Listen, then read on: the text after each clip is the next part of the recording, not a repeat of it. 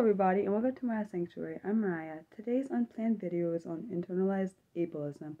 For me, internalized ableism is for example, internalizing maybe harmful thoughts towards yourself. I have had, throughout my life, I had a lot of self-hatred from being bullied and not always realizing that I was good enough.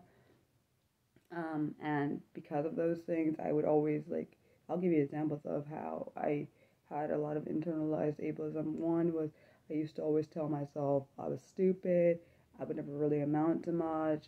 Some of that did stem from bullying, but some of that did stem from self-hatred and not understanding that it was okay to be different, because back when I was a child, I didn't understand it. And unfortunately, it carried on into my adulthood because of the experiences, the trauma experiences I experienced throughout my childhood and throughout teenage years and some of adulthood. I used to tell myself I was stupid, I wouldn't amount to much, I'm worth nothing, I'm ugly. That was stemmed from bullying, because when I was bullied, I was called a frog and other things, so it made me think a lot of things. And with the bullying and the low self-esteem and stuff, caused me to be in a negative self-space, which I lived in for decades, unfortunately. And so it's, for me, sometimes I see myself going back into a state where I go back into those internalized self-hatred thoughts, and unfortunately, because of those, it can damper how you see yourself, and then it dampers how other people see you, unfortunately. I'm teaching myself now, in my 30s, teaching myself, Mariah, you have to stop, you got to be careful what you say to yourself. It's hard for me to do that because of all the trauma I experienced. I'm not saying it's impossible. I tell myself, Mariah, you have to change the word that you say. If you say you're stupid, change it to something else, something positive about yourself.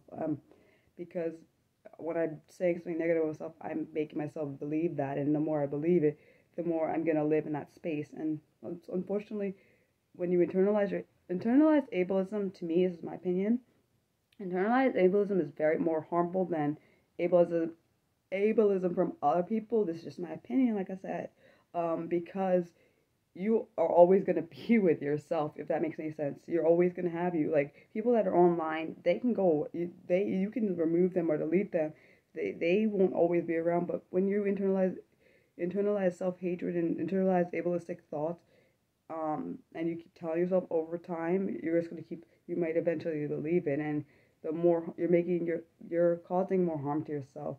Because at least with internalized ableism online, you can possibly shut it off. I'm not saying that that's for everyone's case, but it's maybe more possible to set it off. But internalized ableism, when you're talking to yourself, it's directed at yourself.